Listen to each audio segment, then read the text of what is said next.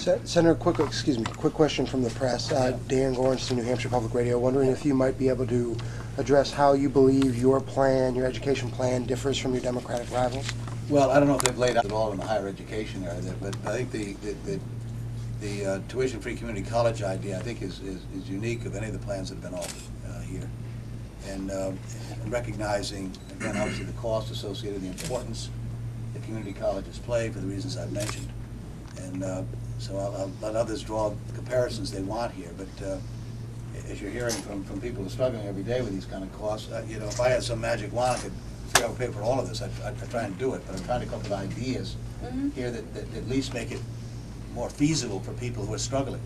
And with the full recognition is again, I'll repeat it, Lyndon Johnson, with all the effort he made and those who were in positions to make a difference back 42 years ago, at a time when allowing for people who were desperately poor to get a chance to go on. Today, I'm sure if you're around, you'd say, look, the world has changed and we haven't done what we should have done here. And now it's no longer people desperately poor. It's people like Lorraine and her family and yours who are out there who are middle-income people struggling, doing everything that's right and being excluded from the process. So I'm trying to do what I can here, both from across the board with the student loan program, increasing the federal loan program if we can, making the private lenders be far more accountable than they have been and stop ripping people off here. Force them to actually bid on some of these, on the right to be able to market these things, so we get some lower fees and charges, do away with the deceptions that have gone on and the private lending practices that we now know about as a result of what was exposed over the last number of months and so forth, and provide some meaningful assistance, increasing that Pell Grant as well as expanding those who can qualify for it, among various other ideas that we can bring to the table here, so that this becomes a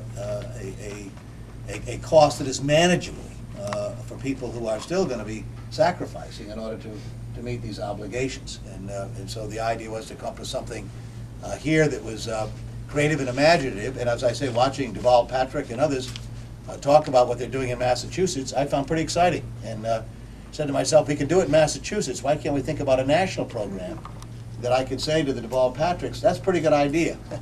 Why not say that to every governor in the state here? That we'll match you. Whatever you can do, we'll match up here, and to make a huge difference for people. I mean, if it's, again, I guess some people want to make the choice to start right at a four-year institution, and if you do that, it'd be terrific. But for those who can't, this is a way to really save money, get that education started, respect and support our community colleges in-state, obviously helping the state. So I think the benefits are huge, and the other ideas are ones that I've championed here, and I'm sure others, I know others are talking about them.